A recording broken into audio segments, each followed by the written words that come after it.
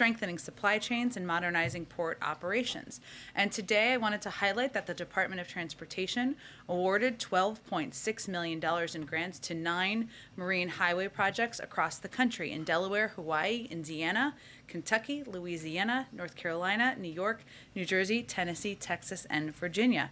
These investments through the America's Marine Highway Program will help us move more goods more quickly and more efficiently and help our agricultural exports get goods to market.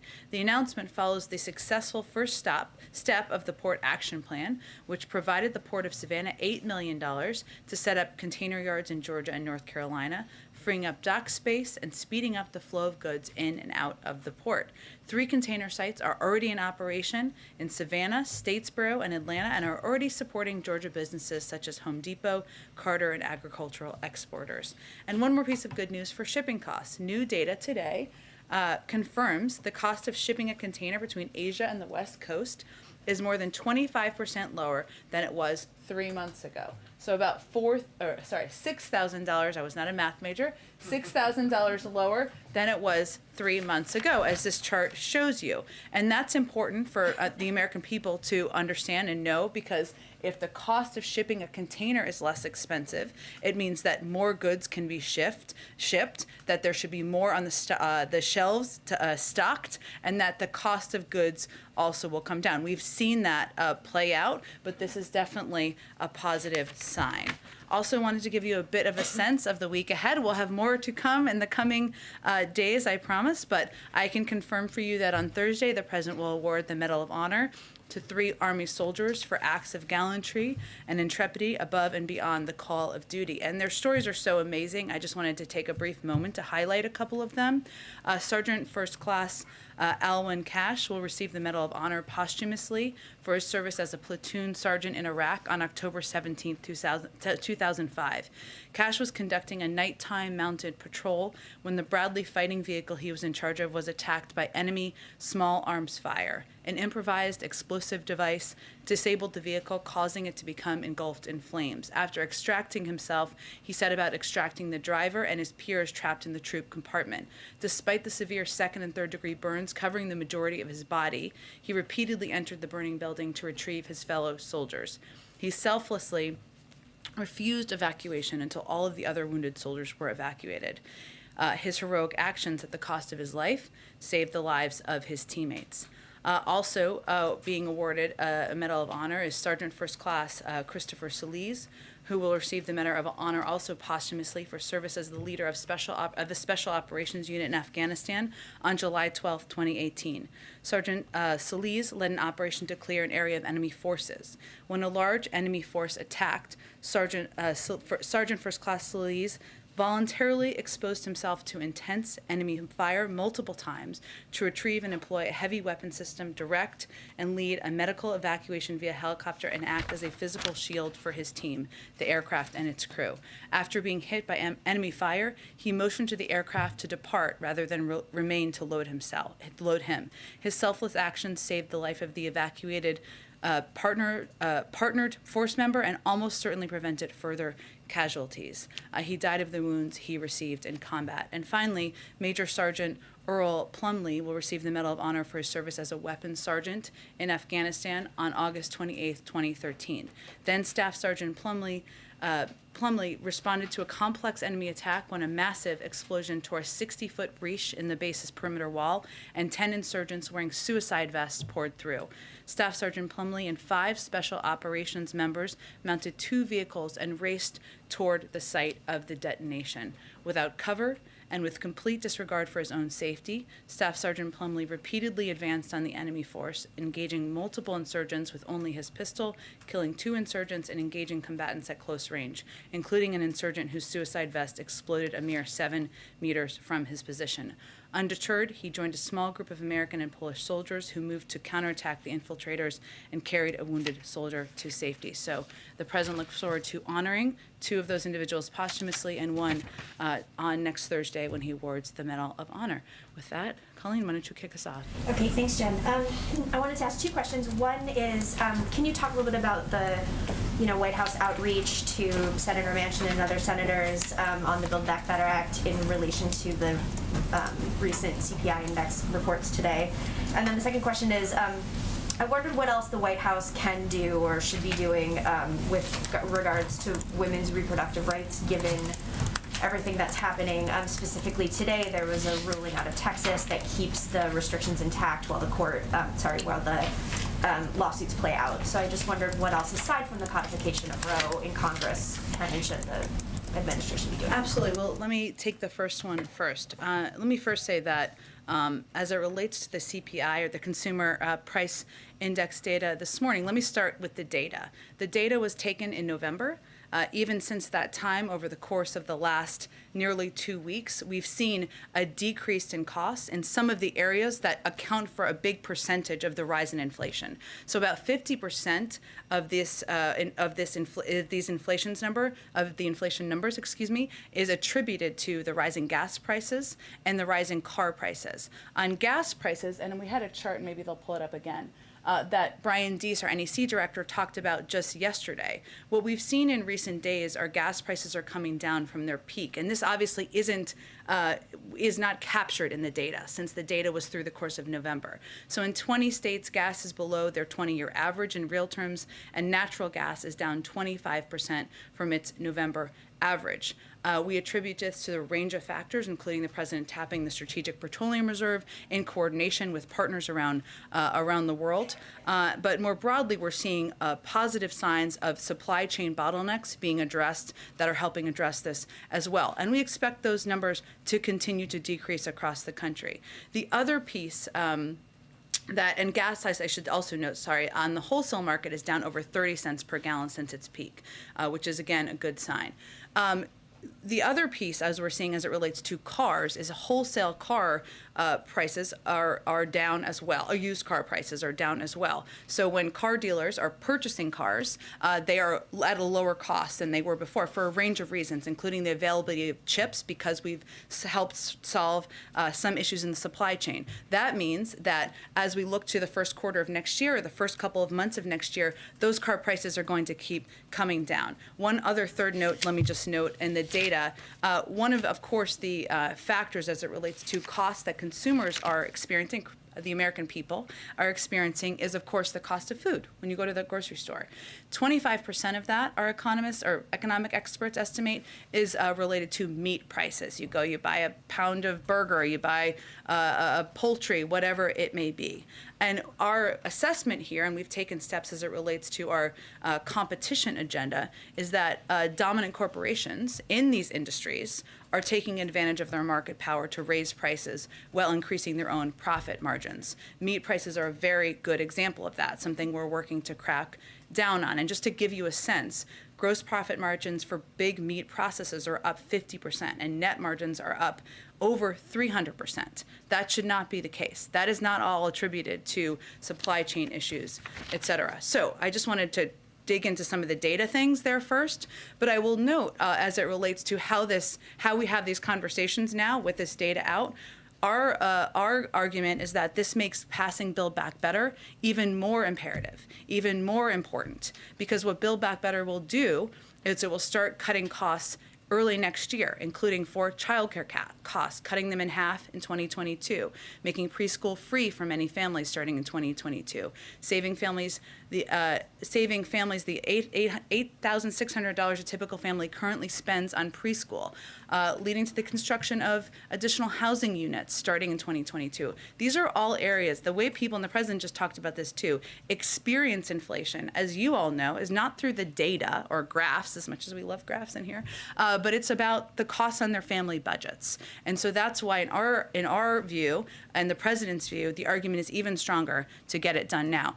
The last thing I would note on this, and then I'll get to the other question you had, is that the president just noted, and I don't know if you saw, that he would be speaking with Senator Manchin early next week. Obviously, we're in touch at a staff level, but I will leave it, of course, to Senator Manchin to speak to that further. As it relates to the question about the Supreme Court, ruling this morning. One, the president has obviously been at former Senator Dole's funeral for the majority of the day, but we will be issuing a statement in his name. We naturally wanted him to see and review and edit first, so you will all be getting that shortly. But let me just note that the president is very concerned by the Supreme Court's decision allowing SB 8 to remain in effect, given the consequences the law has for women in Texas and around the country and for the rule of law. I know you noted this, but I would just like to reiterate that the president is deeply committed to the constitutional right recognized in Roe v. Wade, and he has argued and advocated in the past for codifying Roe through passing the Women's Health Protection Act. And the ruling this morning is a reminder of how much these rights are at risk. And how women across the country who have now, in Texas especially, it's been 101 days since this was put in place, 101 days, where their health, their access to what has been law of the land for many decades now has been questioned and put and challenged. And so this is just a reiteration of how much, a reinforcement, I should say, of how important it is to codify Roe and move forward with the Women's Health Protection Act. And he's certainly hopeful that they will move forward with that. It's already passed the House, so in the Senate. I would note in terms of additional administration actions, HHS announced a department-wide response to protect patients and providers in response to Texas Law SB 8. These actions include, and they will continue to be built upon in coordination with the Gender Policy Council here, issuing Title 10 grant support for health service providers, with Title 10 grantees receiving significant funding to support expansion of family planning services, as well as plan to expand access to emergency contraception and family planning services to any eligible applicant. These are steps that have already been underway, but we will continue to explore what more can be done. All right, go ahead, Jeff. Jen, what are the next steps in the U.S. process to extradite Julian Assange after the latest UK court decision? Well, this is really a case it's an ongoing criminal case, so I'd refer you to the Department of Justice and their statement. The president is committed to an independent Department of Justice, and so we'd really let them speak to any next steps. And on another topic, Russia spelled out some specific demands for NATO today, including that NATO should rescind its promises that Ukraine and Georgia may eventually join the alliance, and that NATO not deploy weapons in countries that border Russia. What's the U.S. response to that? Have you seen those, and can you give us an update on when that meeting between the other NATO countries, the U.S. and Russia, will take place? Well, this list, which we have certainly seen, but should not come as a surprise. It's the same list of demands that the Russians have been advocating for and voicing for several months, if not years. And that is their prerogative to have their views and demands. We have our own. And we have our own concerns about security circumstances around the world, including, of course, on the border of Russia and Ukraine. Russia can raise their concerns. We can raise ours. Europeans can raise their concerns. That's the whole point of having a dialogue and a discussion. While I don't have an update on what format that may take, which I think is the second part of your question, it's important to note that there have been formats for conversations about European security with Russia for 70 years, approximately.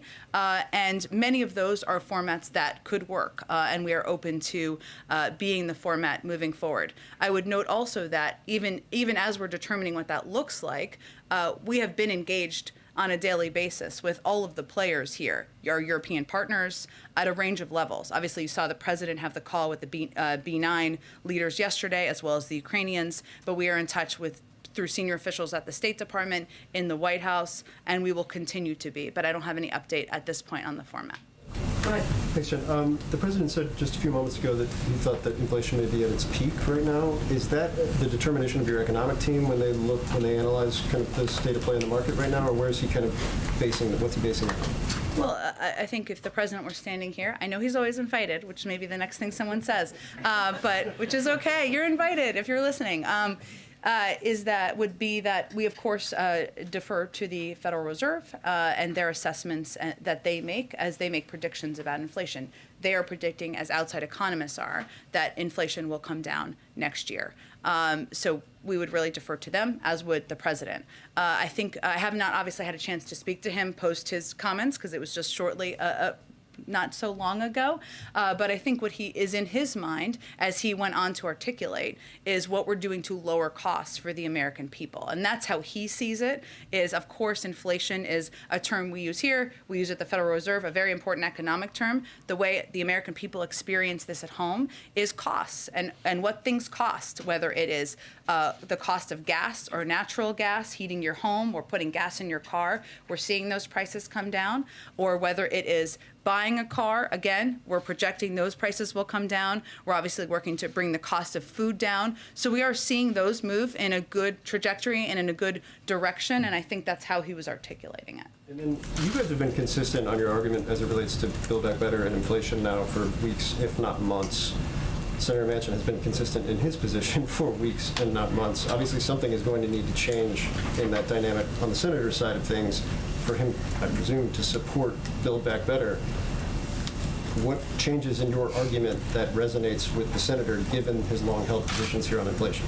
Well, we will certainly let the senator speak for himself. He will, of course, be speaking with the president, as the president alluded to early next week, and I would expect the president will convey much of what we've conveyed publicly, that while we've seen costs increase in some areas, and we've seen them move in a good direction in some areas as well, what we need to do now is think about what we're going to do about rising costs. What is our plan to address rising costs? You saw every single Republican in the House vote against Build Back Better. What were they voting against? Yes, they were voting against the president's agenda. They were also voting against lowering costs. They were voting against lowering costs for childcare, lowering costs for elder care, lowering costs for health care. And I think the not argument, because he has a very good working relationship with Senator Manchin, but I think the case he will make is that this is exactly the time to pass this bill and move it forward so that we can lower costs for the American people on all of those topics, including insulin and areas that really force American families to pinch pennies. Go ahead. On that same point, though, just politically, do these numbers make it more challenging, you think, to pass Build Back Better, given the fact that opponents and even Manchin argue that pouring more money into the economy will only make things worse? Well, what we know is what 17 Nobel laureate economists have conveyed, which is that this will help address inflation. We know that economists across the board, many across the board, have conveyed that this will help address what we see as rising costs. And we also know that for American families sitting at home, they don't necessarily think of it as what the data and what the economists are saying. They think of it as what their weekly budgets are, what their monthly budgets are, and which leader has a plan to address that. So actually for us, politically, arguing we're going to bring down the cost of childcare, we're going to bring down the cost of preschool, we're going to make affordable housing a reality, and on the other side of the aisle, you have people who are opposed to lowering that cost, is a pretty viable argument. And on the timeline here, just to put a finer point on it, you noted the costs are already going down that may not be reflected in this report, and that you may see changes next year. But if you're an American at home worried about these rising prices, how long do you think Americans should be prepared for these increased prices to persist? Well, I think the way the American people look at it is not through data, right? They look at it through how things are impacting their lives. So what they can know is that gas prices are coming down. In about 20 states across the country, we expect that to happen in more. Natural gas prices are coming down. That means if they're looking to heat their homes, it was a very cold day here yesterday, for other cold days around the country, those prices are coming down. If they're looking to buy a used car, those prices should come down early next year. And also there are steps we're taking to address areas of where we see prices increasing, like when they go to the store to buy some, burgers for a barbecue, that we're working to go after meat conglomerates for raising prices and jacking prices up. So it's area to area, but what we can tell them is where we're seeing progress, where we're still going after the problem, and what we would also convey to them is you should look closely at who has a plan here and who's just shouting from a megaphone about it being a problem. We all agree it's a problem. It's who's going to do something about it. And how worried are you that the Fed may have to raise interest rates? We really, of course, defer to the independence of the Federal Reserve in making those decisions and what they feel is right for the economy. So I wouldn't say we're worried. We leave them to their independent assessment of what's needed. Go Go ahead. Thanks, Jen. Is the mentioned conversation happening here at the White House in person or by phone? I don't have anything on the format, and obviously we've been in close touch with Senator Manchin, but I just was echoing what the president said just a few minutes ago. And then on Assange, the High Court issued its ruling in part because of assurances from the administration that Assange would not be kept under the harsh conditions that are typically reserved for high security prisoners. Can you talk about what assurances those were and where he might be held? Well, it's really all through the Department of Justice, which is where those discussions would happen, so I'd really point you to them. Okay. And then one more on COVID, because the president received a briefing yesterday. Is there anything you can share about what the doctors told him, especially because it's been about 2 weeks since Dr. Fauci said it would be 2 weeks until we had more definitive information about Omicron? Well, he said it would be 2 weeks, a few weeks. Obviously, we want to wait until there's an assessment that the doctors feel comfortable and confident in providing to the American people. I don't have an update for you here today, but as soon as they have an assessment to make, they will make it. There's also a briefing this afternoon with the COVID team as well. Thank you. Go ahead. Thanks, Jen. Republicans are circulating a modified version of the CBO score for Build Back Better. In their version, it included extensions of programs without being paid for, which we understand is not how the president put forward this legislation. But the reason that they're saying they did that is because Lindsey Graham says if you believe these programs are going to go away after 1 or 2 years, you shouldn't have a driver's license. We all know child tax credits are not going to go away after a year. What does the White House say to that? Well, to quote of all people Norm Ornstein at the American Enterprise Institute, who put this quite well, quote, "You can't assume programs will be extended just because Lindsey Graham wants to assure that. An estimate based on what's not in the bill is bogus and fundamentally dishonest." I mean, this is not a CBO score. This is a fake CBO score. It's not about the existing bill anybody is debating or voting on. This is about proposing the extension of programs that has not been agreed to without the commitment of the president, which he's made repeatedly publicly, that he would never support extending these programs if they weren't paid for, period. That has been his commitment. That is his commitment. I would also note that there's a particular irony here that it shouldn't be lost on Senator Graham. Maybe it is lost on Senator Graham. I don't know. That the plan they proposed and passed into law, the 2017 tax cuts, were $2 trillion, which were not paid for in any way, shape, or form. That didn't seem to upset them at all. And I will say, and they can thank us in any way they would like for this, that what our projections and the projections of our economists predict is that for our plan, as this plan continues in the second decade, it would actually reduce the deficit by $2 trillion. So we're actually covering their irresponsible tax cuts to corporations and net wealth individuals. They're very welcome for that. Thank you. And then on crime, the National Sheriff's Association alleged that they haven't seen the kinds of federal support to crack down on crime that we talked about here in the briefing room earlier this week. I already have lengthy statements from the White House and the DOJ detailing and countering some of the points that they made. But more broadly, if the feeling among communities and law enforcement groups is that things are getting worse and not better, and that they're not visibly enough seeing results from what the White House is doing, how can the White House project a stronger image that they're tough on crime and crack down on this?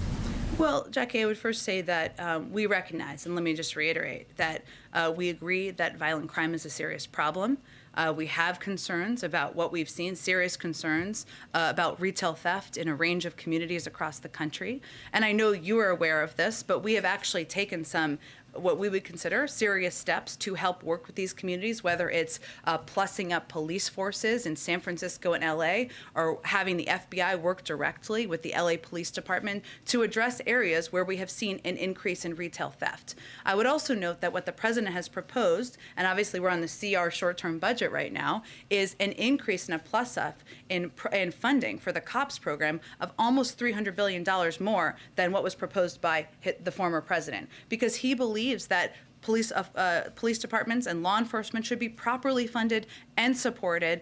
That is something he's been a believer in his entire career. So I would say we are committed to, but we have proposed additional funding. We are working directly now, and obviously this work is ongoing. And one real quick one on the Jussie Smollett verdict. Both the president and vice president tweeted at the time of that attack. The president tweeted, "What happened to Jussie Smollett must never be tolerated in this country. We're with you, Jussie." The vice president called it an attempted modern-day lynching. Since the guilty verdict, are there any lessons learned here on rushing to judgment when a crime is alleged? I think there are lessons learned perhaps for everybody who commented at the time, including former President Trump. I wish April Ryan was here because I think she asked him the question. Do I see her somewhere or no? Okay. She just left, where he said, "I can tell you that it's horrible. It's doesn't get worse," in response to her question about about Jussie Smollett at the time. I would say that we respect the jury's decision. Lying to the police, particularly about something as heinous as a hate crime, is shameful. Instances of that need to be investigated fully, and those found guilty need to be punished. And false accusations divert valuable police resources away from important investigations. They make it harder for real victims to come forward and be believed. You know, if you look back at the time, it's also true and important to note that accusations of hate crime should be taken seriously, and they need to be fully investigated. But that's where everybody was looking at it at the time. But certainly, knowing what we know now, it's important to also note the danger of lying to police and lying about hate crimes and the fact that it diverts important resources. Go ahead, Kristen. Thank you, Jen. I know you've gotten some questions about the timeline of inflation, but let me just try again in this context. I think it bears repeating because now we have the numbers. Fed Chair Jerome Powell said that transitory is no longer the right way to describe inflation. He said it now appears that factors pushing inflation upward will linger well into next year. I asked Brian Deese this question yesterday, so let me put it to you today. Given that, given what Jerome Powell is now saying, does the administration, does the president acknowledge that inflation is more entrenched and not transitory? Well, Kristen, I would say that I can't speak obviously for Jerome Powell, but I think part of the point here is that it doesn't really matter what you call it. Our view, but more importantly, the view of the Federal Reserve, which he oversees, private sector forecasters in the markets, has been and remains, and has been for months, that inflation will ease over time. That is the projections of the Federal Reserve. That is the projections of outside forecasters, and that it will ease next year. And that our supply chain issues and higher prices are rooted in the pandemic, which will subside as it gets under control. So I can't parse for him his comments, but they make projections on a regular basis, on a predictable basis, which is important for the markets, important for people to look to, as do we, which I think is the most important thing to watch. They are predicting, as they have 4 months, which hasn't changed even when he made those comments, that it will subside next year. I think when people hear the term well into next year, though, I interviewed a business owner today, some families who say it's this piling up of prices that's causing the suffering. What do you say to those families who are suffering and they hear a term like well into next year and they feel panicked? I would say that we take the rise in prices and that impacts individual families, small businesses, anyone across this country incredibly seriously, Kristen. And that's why it's so important to note and to detail, as I did at the beginning, but I can highlight a little bit more, what the president is doing and what this administration is doing to lower prices. And that includes using every lever at our disposal to lower gas prices, something that's impacting people across this country. We've seen some progress. 20 states across the country, we've seen it go down. We expect that to increase. Another key driver in these inflation numbers is the price of cars. We're seeing wholesale car prices come down. That means when families go to a lot to buy a used car, first quarter of next year, the prices will be lower. And we're also using tools at the president's disposal to go after meat conglomerates, where we're seeing when people go to the grocery store and a pound of meat is more expensive than it should be. We agree. That's less related to supply chain issues. A lot of that's related to the actions these conglomerates are taking to take advantage of the American people and the industry. So what people should understand is that the president is focused on bringing down costs in all of these industries, how they're impacting their daily lives, which is what's most important to him, and that also getting the Build Back Better agenda and bill passed will help lower a range of costs that impact people's bottom lines, their pocketbooks, their budgets. And obviously the child tax credit is a part of the Build Back Better plan. I asked you about this yesterday, if there's any discussion about pulling it out as a standalone piece for the families who rely on that tax credit. Will the president say to Congress, don't leave until we get this done? to make sure that that child tax credit does get extended? What's his plan for that? I think it's important to note that there's not a single Republican who supports extending the child tax credit, unless they want to speak out, and if they do, they're welcome to join us in supporting the extension of that. We believe that the full package, the entirety of the package, has key components that will lower costs for American families. That's what we're advocating to push to pass. That's what Leader Schumer would like to do and see passed, and that's what our focus is on at this point in time. Go ahead. Thanks. Going back to abortion, what path does this White House see for the Women's Health Protection Act, given the current balance in the Senate? Would you advocate for a filibuster carve-out in order to pass that bill and protect access to abortion? I would say that we would like to see that bill come up for a vote in the Senate. We would like to see that bill move forward, but in terms of the mechanism for that, I don't have anything new on that. We will defer to leaders in the Senate. And then also, there's some reports today about conversations among senators about potentially exploring a rules change to expedite ambassador nominations. Is the White House involved in this conversation at all? And how worried are you about a scenario where tensions are escalating at the border of Ukraine and you don't have ambassadors in some of these key European cities? We're deeply worried about it. It is true. Let me first state, having worked at the State Department for a few years, that we have a very talented foreign service team and officials around the country, around the world, and career officials that are around the world. But it should be that if there are qualified, talented, experienced nominees who have been nominated by a president to serve in key positions around the world, they should move forward through the Senate. And what we're seeing now is that there is delay in process. A number of these nominees will end up with a majority of votes. Not everyone, but a vast majority of votes, Democrats and Republicans. Yet there's an insistence on hours and hours of debate that's slowing the process. And you're absolutely right. There are key countries in the world where we have not had ambassadors. The president has been in office for almost a year now, and they're still not confirmed. So it is an area of serious concern. In terms of the process piece, I'd have to check on that in our engagement. I'll talk to the legislative team about that. Go ahead. Jen, the CENTCOM commander did an interview this week in which he indicated that the 2,500 troops in Iraq might come under increased pressure from Iranian-backed militias that want the U.S. out of Iraq. One of the reasons the president pulled out of Afghanistan was because he was afraid that American troops there would come under increased risk if the Taliban took over the country. Can you explain why the U.S. presence in Iraq will remain if the president was so interested for that reason getting out of Afghanistan? I have to talk to our national security team about their specific view on this, and probably the Department of Defense and their team about it. I would say that Afghanistan was, of course, a war that we fought for 20 years, where we had troops on the ground who were fighting a war on behalf of the Afghans. They were unwilling to fight for themselves. I know it's tempting to compare different war zones. They're always a little different and have different circumstances, but I can check with them on this specific case. One other question. We understand the mother of Austin Tice, the journalist who's been captive in Syria for so long, was going to be meeting with the National Security Advisor. Do you have an update on that meeting, and does the U.S. government have hope that Austin Tice might soon be returned to his family? Well, I can confirm that Deborah Tice met with Jake Sullivan, our national security advisor, today. I would also note that she has been and her family have been in touch and have met a number of times with members of our national security team and been on phone calls, as we have been with all families of individuals who are held overseas. It's our standard practice not to share specific details about any potential meetings or specific cases out of respect for the families and to preserve confidentiality. Our team, of course, will remain in close contact, but I can't give you an assessment. Obviously, we're going to do everything we can to bring Austin Tice and any individual and any American who's being held overseas. Go ahead. Thanks, Jen. First, I just wanted to ask quickly, the Chinese firm Evergrande has slipped into default. You were asked about this a couple months ago and said that the U.S. was monitoring, but now that it's actually happened, I'm wondering sort of what the level of concern is and if the administration of the White House is undertaking any action in response.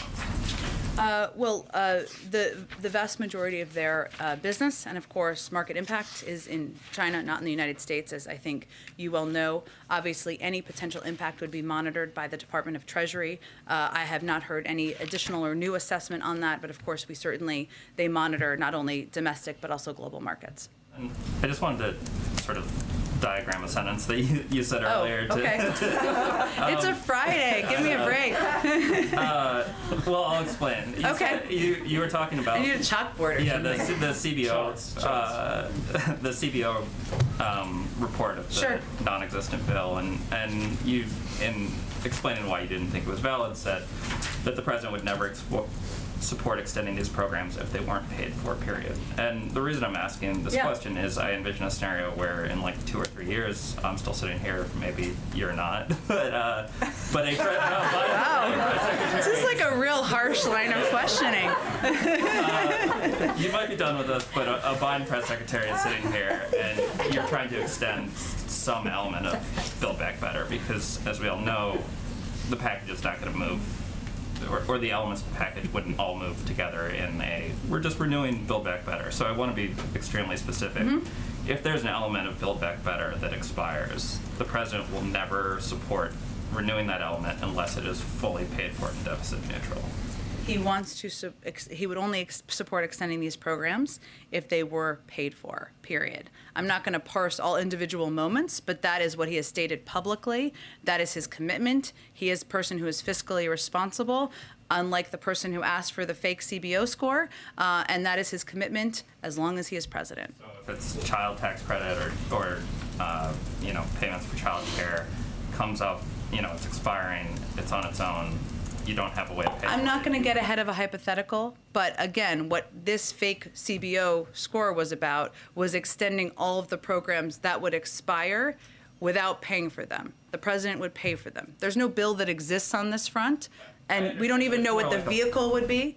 But again, the president has been clear about his intention to pay for these programs, and so that's one of the reasons why this is so disingenuous. Go ahead. You're saying that Americans aren't focused on big picture data lines, but yesterday Brian talked to us for 40 minutes about lots of data points that are moving in the right direction. Yeah. So I'm wondering, given all of those things and given what you're talking about, prices month to month moving in the right direction, what's the White House's big picture view on why so many Americans are so pessimistic about the economy and about the direction of the country? Because another data point is more and more Americans are saying wrong track on monthly polling on that key question.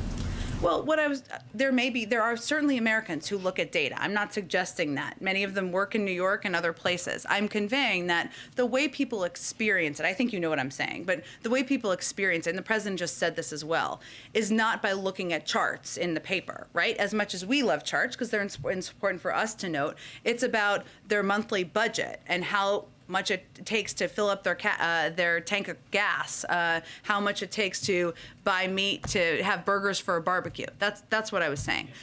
Why are people experiencing things, or why? Because, and we've talked about this a little bit before, but a lot of it, what we're seeing in our data is people's psychology on the economy, on how they're experiencing things in the country right now, is related to COVID. And the fact that COVID, we're still in a fight against this virus. People expected it to be over sooner. We have new variants that have come up, and people are looking to get back to a normal version of life. And so that's our best assessment. Obviously, Americans will experience things different ways, and we certainly understand that. But broadly, when you look at data, that's what we see. Go ahead. Thank you, Jen. I wanted to ask you something in light of this week's Democracy Summit. Sure. Former President Trump has been undermining the 2020 election result for most of this year. He puts out statements, various releases, and I wonder why President Biden has not used his bully pulpit to push back on the misinformation coming from former President Trump, just given that democracy is such a top concern. Why does President Biden, so I'm just to understand your question, why does President Biden not debate or lift up President Trump and his statements? No, I don't think that's what I was saying. Why isn't President Biden pushing back on the misinformation that the former president is putting out? Look, I think the president is doing what the American people elected him to do, which is to govern the country, to make people's lives better, to solve COVID, to put people back to work, and certainly to fight for protections that will save our democracy and moving forward, not to continue the 2020 election. So that's what he's focused on. But do you think it would be effective in some way to, this is the most powerful possible, podium that exists in the United States from a political leader. Therefore, has there been any discussion of the president giving some kind of address to the country and speaking clearly about what did and did not happen and clearing up this information, particularly as democracy is very fragile? I think the president has spoken very clearly, and facts back this up, about the fact that the majority of the American people voted for Joe Biden to govern this country, that it went through dozens of courts who threw out attempts to change the outcome of the election. But we've made an assessment, which hasn't been the assessment made by everybody, that elevating and giving more fire to the conspiracy theory-laden arguments of the former president isn't constructive, nor is it what the American people elected him to do. Go ahead. Thank you, Jen. First, President Bukele of El Salvador posted some apparent screenshots alleging that Jean Maynes of Southcom intervened to try and free another politician in El Salvador. And he alleges that she was intervening to try and free another politician who was allegedly assisting gangs in the area of El Salvador. Is the president aware of this interaction between Maynes and President Bukele? And also, posting WhatsApp screenshots of a U.S. diplomat, what does this say about the U.S.'s relationship with what was once an intended partner to curb irregular migration north? Sure, Zolan, it's a great question. I don't have all the details on the specific case, not case, but the specific details of this this incident that you're referring to. So I can't speak to whether the president's aware of it. Obviously, he's regularly briefed by his national security team, but I'll talk to them and see if there's more details on it. Okay, great. And then on MPP, the Homeland Security Secretary was asked about the expansion of MPP yesterday, of including Haitians. I know you were asked about this earlier this week, but when asked about the expanding it, he said, "We felt the good faith implementation of this program required us to act." Why is it that expanding a policy to include more migrants, a policy that the president has referred to as inhumane, is acting in good faith? Well, I think as the secretary has also stated, and I've stated too, we don't agree with this program. We find it has endemic flaws. It's imposed unjustifiable human costs, pulled resources and personnel away from other priority efforts, and failed to address the root causes of irregular migration. I'd also note that they made some changes to the program to attempt to instill some more humane components, even of a program that we are opposed to. In terms of how we're implementing it, I mean, my understanding, but I would really point you to the Department of Homeland Security, is that we are abiding by this court order and working to implement that as we see the requirement. But beyond that, I would really point to them for more details. The court order didn't specify expanding it to other nationalities, including Haitians. So, I mean, with everything you just said, given that the administration has, in court documents, criticized this policy, I mean, why then expand it for this other population that the Trump administration did not include either? Well, I would say, first of all, the Trump administration allowed this program to continue, separated families and mothers from their children, and had an absolutely inhumane and horrific approach to immigration. So I don't think there's any point of comparison there. I will check and see if there's more details on this to share with you. The last one I have is just with this this tragedy involving a truck crash with more than 50 migrants that were killed. That's the initial reports. Just initial reports from people on the ground say that that truck was intending to come to the U.S. border, that those folks were trying to come to the U.S. Is the president, is the administration reaching out to Mexico, to partners in Central America this morning? Does this cause for a certain reevaluation of the strategy to deter migration north? It would really come through the Department of Homeland Security, that kind of outreach. So I would point you to them for any more detail about a connection with the Mexican government. Or the vice president at this point? I can check and see, but I suspect that conversation would first happen through the Department of Homeland Security. Go ahead. Oh, go ahead, Karen. Thanks, Jen. Retail sales recently have been strong, even with prices increasing. Does the White House think that will continue, or is there concern about consumers starting to scale back due to higher prices?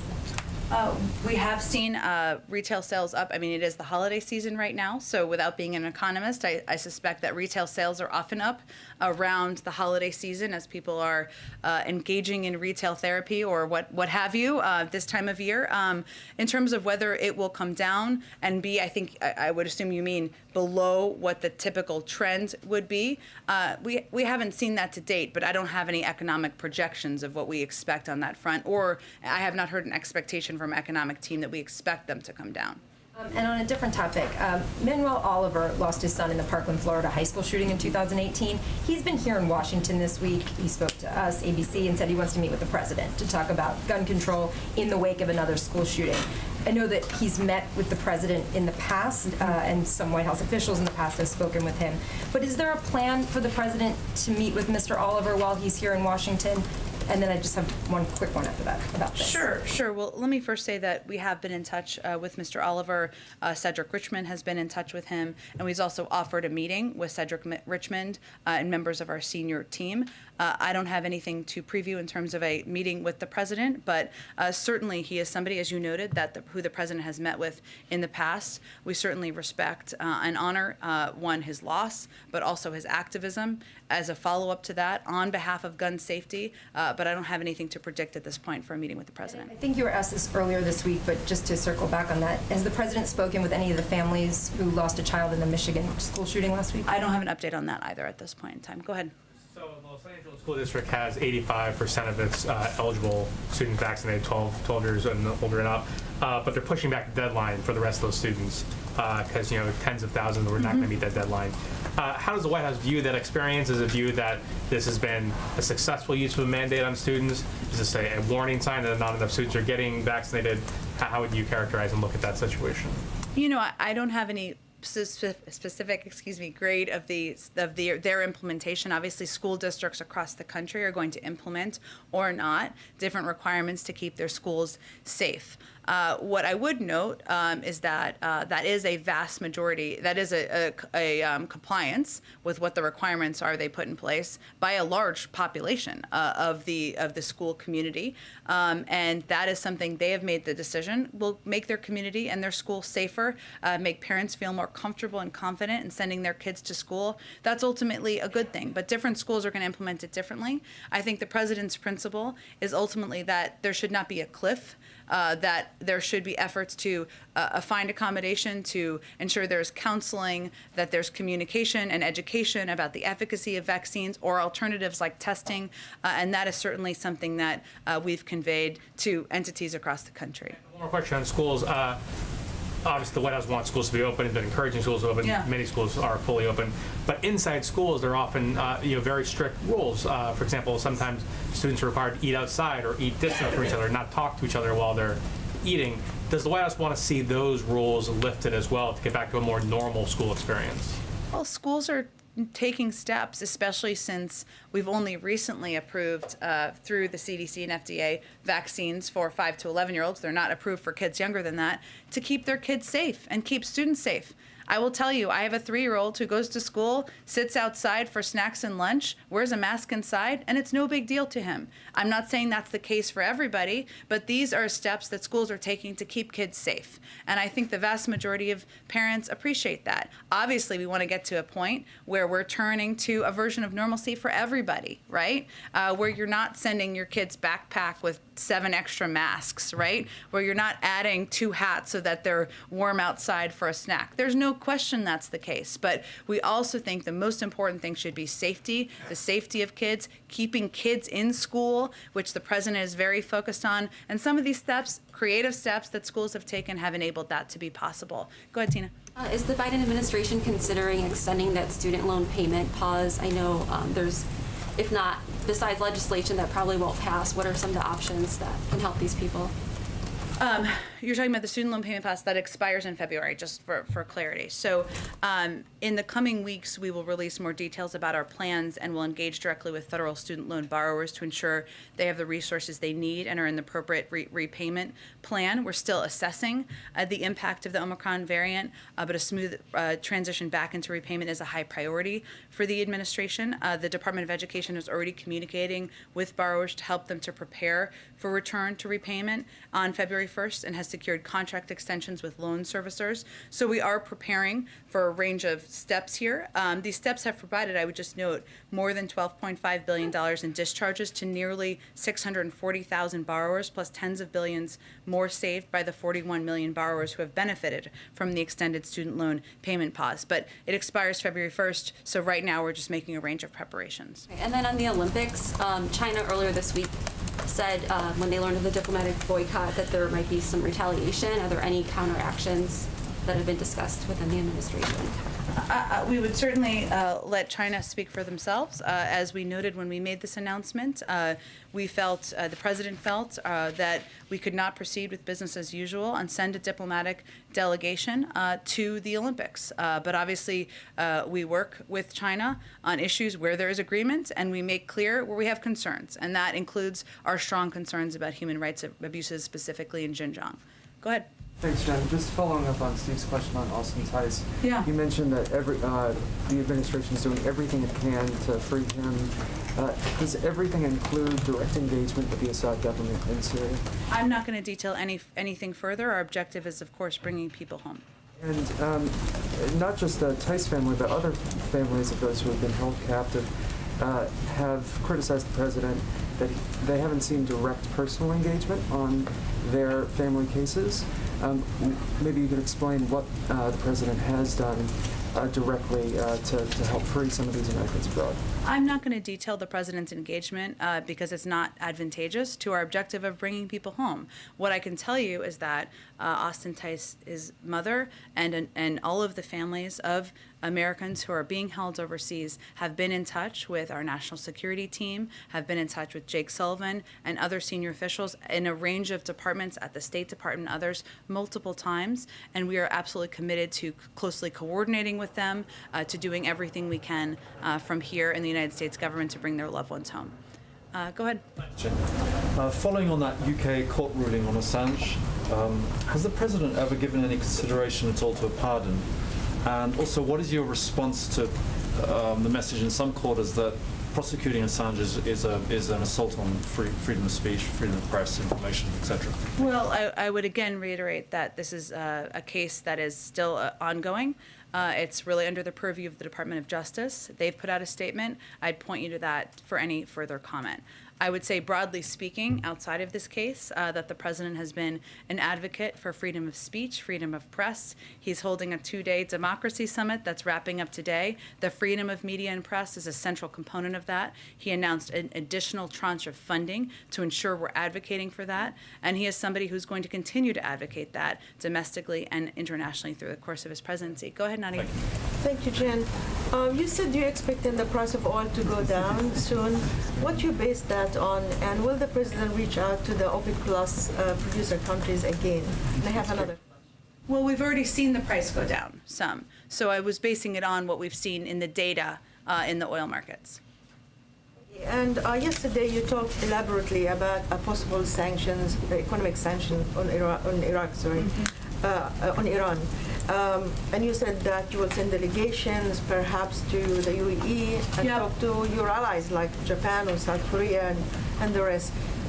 2 questions. Number one is, are you going back to the maximum pressure campaign that the previous administration used to convince Iran to come back to the negotiation? And second, what kind of leverage do you have on China to stop importing Iranian oil? Well, I would say first, we're not using the last administration approach as a model.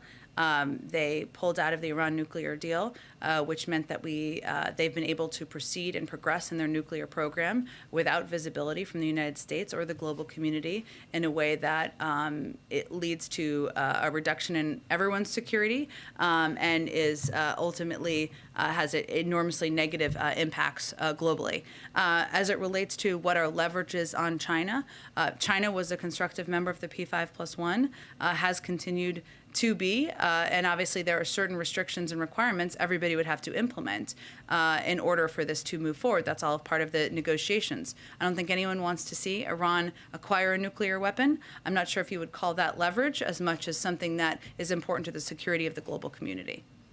Go ahead. Thanks. On China, U.S. Trade Representative Catherine Tai has previously said there's this range of enforcement mechanisms on the table to hold China accountable to the Phase 1 trade deal, but China's on track to fall short of the goals, primarily boosting imports of U.S. agricultural goods. How confident is the president he can hold China accountable to those commitments in time, since those obligations are expiring? Well, I know they're expiring at the end of the year, right? Am I remembering this correctly? So we have a couple more weeks. Ambassador Tice is, of course, a running point for the administration on the implementation on these phase 1 negotiations and discussions. I don't have an update from here, but I can certainly check and see if there's more to report. What message does it send to American farmers who were, hoping for a boost from these export obligations if they aren't met, and should we expect the president to take action if that is the case? Well, as you know, there's an ongoing review and assessment, maybe this is what I shorthanded was referencing, that is being overseen by Ambassador Tice about these tariffs and how they impact negatively, unintentionally, certain industries in the United States. I don't have anything to preview on that front, but that is also an ongoing process that's happening right now. Go ahead. Thanks, Jen. A follow-up on that question about El Salvador. What's the White House response to the president of El Salvador accusations against the U.S.? He says, and I quote, the interest of the United States has nothing to do with democracy in any country, end quote. And any comment on the decision of Nicaragua to break relations with Taiwan and return it to China?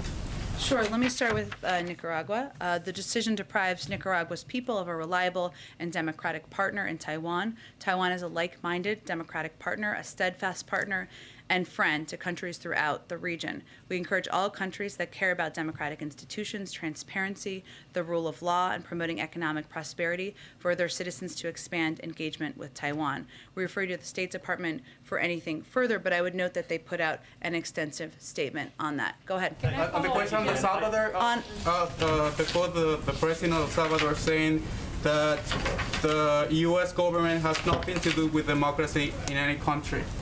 It's hard for me to even know the context of that statement. The United States just hosted a 2-day democracy summit where we announced an extensive financial commitment to contribute to the preservation of democracy around the world. As the president conveyed, democracy works best with consensus and cooperation, and he's also noted that we all need to continue to work harder to preserve our own democracy. I don't have an exact reaction to them. Go ahead. Two quick foreign policy questions for you. Sure. One is on Afghanistan. Yesterday, as was mentioned earlier, the head of Central Command did an interview, and during that interview, he said that the number of al-Qaeda members in Afghanistan has, in his words, probably slightly increased. Does that surprise the president? Is that a concern for the president? Well, I would say first that President Biden made clear from the start of the Afghanistan withdrawal process that it's critical for us to retain our over-the-horizon with counterterrorism abilities, our abilities to prevent, detect, and disrupt terrorism threats without having a permanent military presence on the ground that could be a target. And that is something he is committed to ensuring. Our national security team is working to ensure we have the capabilities, working with partner countries in the region who share that concern, who do not want terrorism to have a birthplace or rebirth place in the region. And we have also been clear that we will not allow terrorists to threaten the homeland from Afghanistan, and we will hold the Taliban accountable. I know we obviously do regular assessments from our intelligence team on this, from the CIA director, from our director of the National Intelligence Agency. I'd really point you to them on their assessments, but the president takes his commitment to ensuring they do not rebuild, they do not gather, and they do not pose a threat to the homeland quite seriously. On Russia, just a few days after President Biden's conversation with President Putin, is it fair to say that the ball is now in President Putin's court, in the sense that the next step is up to him as to whether or not he pulls back its troops from the Russian-Ukrainian border or he moves into Ukraine? What's your assessment there? Is that a fair, accurate assessment? Well, I would say first that our objective continues to be diplomatic discussions. And to go back to Jeff's earlier question, those could take a range of formats. There's decades of precedent on this, and a lot of formats that exist where those could continue, and that is really our objective and our focus. Those would not, of course, involve just the Russians. Our overarching approach here is that we're not going to have conversations without the key players involved, whether that is conversations about Ukraine without Ukraine or conversations about NATO without NATO. Those are our principles. So that's really what our focus is on at this point. Obviously, all of this effort effort, a diplomatic effort to date, coordination with our European partners, the president's very direct conversation with President Putin was meant to convey very clearly that if he were to choose to invade, there would be severe and significant economic consequences. Obviously, he is the one who has control over the military troops of Russia, not other countries. But certainly our effort and our focus is to have those diplomatic discussions and have the ball move forward through that channel. I think I'm going to have to wrap it up here in just a moment. Let's go ahead. Thank you, Jen.